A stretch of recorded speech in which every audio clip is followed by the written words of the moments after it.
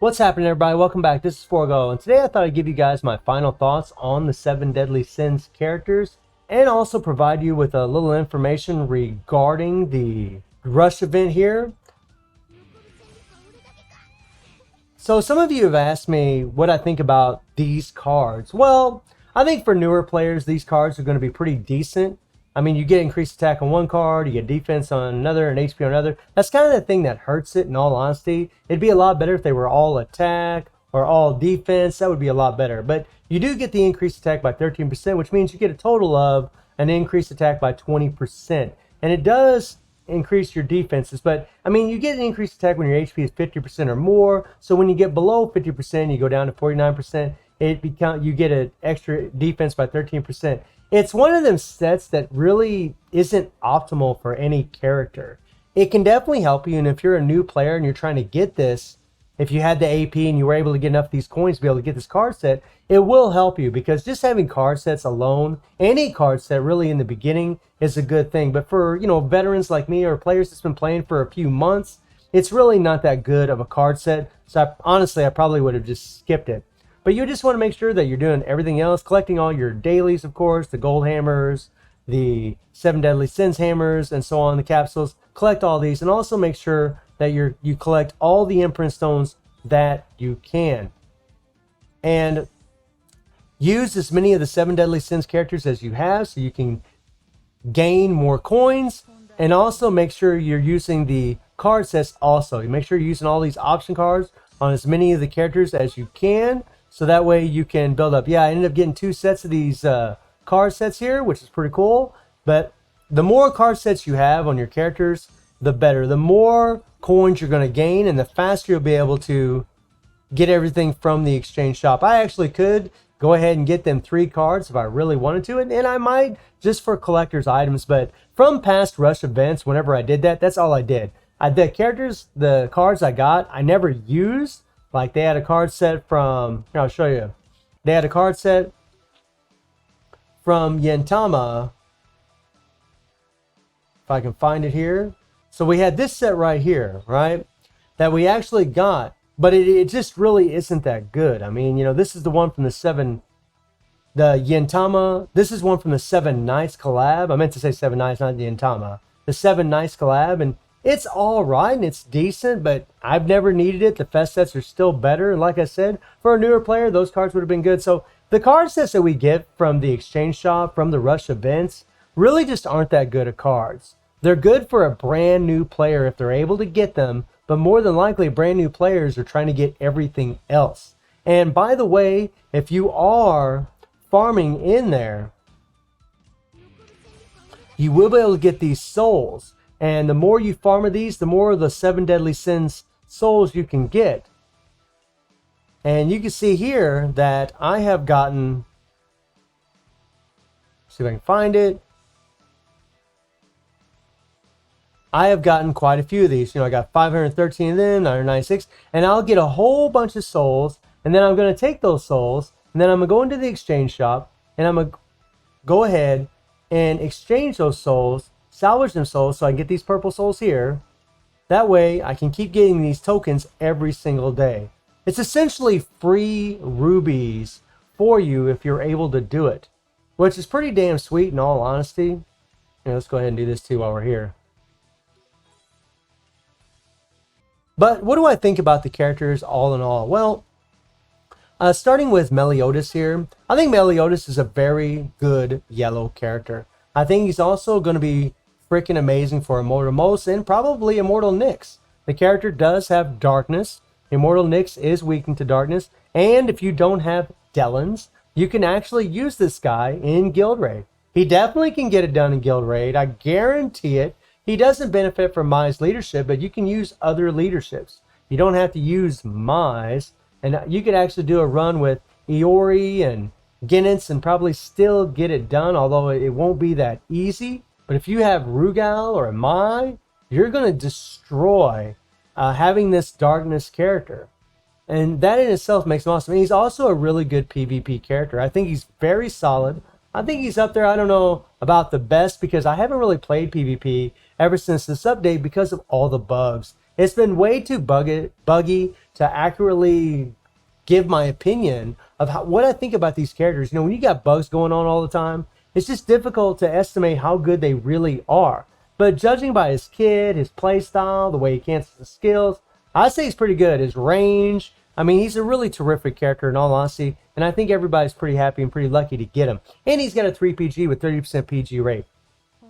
Merlin, I believe, is probably one of the best characters from the 7 Deadly Sins. I think PvP potential is really through the roof, to be perfectly honest. And I also think her PvE potential is through the roof. Merlin is only second to Eileen in guild raid. Only second to Eileen, and that's a hell of a thing to say. You're talking, I mean, Eileen is a character with Mai's leadership that can hit over 900 million in guild raid. Merlin can hit over 800 million in guild raid with Mai in the leadership maxed out builds. That, my friends, is nuts. Merlin can cancel her skills super fast. She's amazing Immortal Vulcan, which we've already established. She's awesome. What a wonderful character, and I'm really happy that she came to the game, and she's got an amazing 3PG that cannot be avoided, which is freaking awesome for PvP. That is amazing. Really, it's awesome for all the game modes. Whenever you have characters that have ultimate skills that can't be avoided, you're always going to do damage to the opponent no matter what. They can't get away. That's freaking massive, my friends. That's freaking massive. Plus, Merlin's pretty much a sweeper in PvP. And if you don't know what a sweeper is, it's a character that if you have her 3PG built up in the first round, and then you go into the second round, she's pretty much going to take care of the other 2 characters by herself. She'll be able to sweep them by herself. Freaking awesome. Now, Elizabeth is one of the free characters, and I honestly think she's a terrific character for a free character. That's the thing we have to stress. This was a free character. They made her and the other version of Meliodas, the Tavern Master, green types, which do have the advantage against Immortal Victor, which is the easiest Immortal dungeon, but that's really good, especially for newer players. And I was very happy that they put these characters in here. I think that's freaking massive. And honestly, they might even be helpful in Immortal Nyx. You never know. You might be able to use them in Immortal Nyx because there is no type advantage or disadvantage. I don't think they're going to be the best, but they still might be pretty damn good. They're pretty freaking strong characters, and they do their PGs quite often. You know, Elizabeth has a 15% power charge rate core, PG in her core, but she's also got 50% PG rate on her freaking 3rd skill. That is crazy. If her second ultimate, if her default ultimate was a longer skill, she would be even better. But she's still an actually very good free-to-play character. And now this version of Elizabeth here, I really haven't got to play a whole lot. But the feedback that I've gotten from PvP is that she's very good. She's very good in PvP, and it's understandably so, right? She does have super armor. She can remove buffs, which is OP. She can ignore guard. She deals poison damage. She has a decreased damage received. She also has a 30% PG rate core when this is all the way leveled up. And that, my friends, with her 3 PG is freaking amazing. So she's going to be really great against Mortal Typhon. And Bon here, now Bon's the one character I'm just not sure about. I think he's got a terrific amount of damage. And I do like that he has a 100% chance to ignore the guard on his first skill. The increased target damage received by 20%. They gave him this unique setup to where he has super armor and immunity all at once, which is freaking amazing, guys. Seriously. He's the only character in the game that's going to have this on one skill. They usually have super armor and immunity separated, or they just have hyper armor on one skill. But the difference is that Bonds, he won't take damage during that 3-second immunity when someone else is doing a PG skill against you, doing an ultimate against you. Whereas if you had hyper armor, you'll start taking damage. That's freaking cool. That is freaking cool.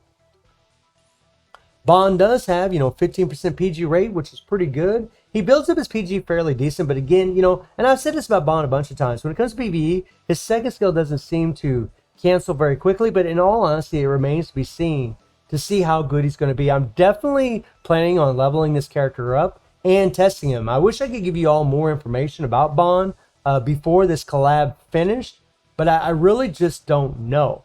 I think he's going to be a decent character. He does have a 3PG, and it is a fairly long animation, and his default's a fairly decent animation as well, which is really, really good. And he's got immunity in his core, he's got some good survivability, so we'll have to wait and see I do think he's a good, solid character, to be honest. King here, you guys saw the tier list, and if you didn't see the tier list, I put King on top of all the yellow characters in the game. King is massive. He has an insanely long 3PG. He has a long default. He has 15% PG rate in his core. He also can cancel skills super, super fast. He's got a self-buffing first skill with the increased attack by 45% defenses. And he applies Starlight. He applies Starlight on 2 different skills. He has Starlight Explosion. He has Hyper Armor. I mean, I could run out of breath talking about all the things that this guy's got. King is freaking awesome, and I really think he's the best yellow character in the game. So, yeah, he is freaking cool. And then we got the free version of Meliodas. And just like Elizabeth, you know, I think he's terrific because he's a character, especially for new players that are coming in this game, coming for the 7 Deadly Sins characters. They're going to be able to use him. In fact, I know a lot of players that's been playing the game for a while, and they're using Elizabeth and Meliodas for Immortal Victor, and they're actually been able to do better, even after playing for a few months. They're already doing better, which is pretty freaking awesome. And this character, even though he's got 50% PG rate, he builds his PG up pretty damn quick. He can cancel his skills pretty fast.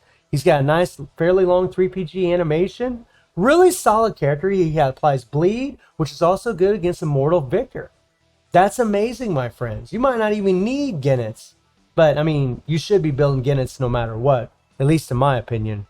Even at this time in the game, I'd still build him. And then we have Diona. Now, I got to tell y'all that Diona was a bit disappointing in PvE. I honestly think, you know, for your red defensive team, for RHD, she'll be amazing.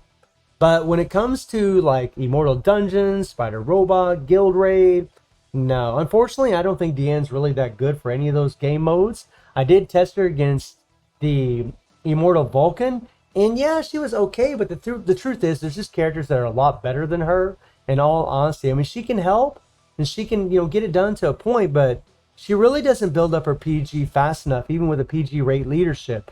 And you really want to have all the 7 Deadly Sin stones on these characters to really bump up their attack. And if you put a PG stone on here, in the center, you're going to lose a lot of attack, but in all honesty, it probably would help her. But the reason I wouldn't do it is because her PG animations are slow. Or I'm sorry, they're short.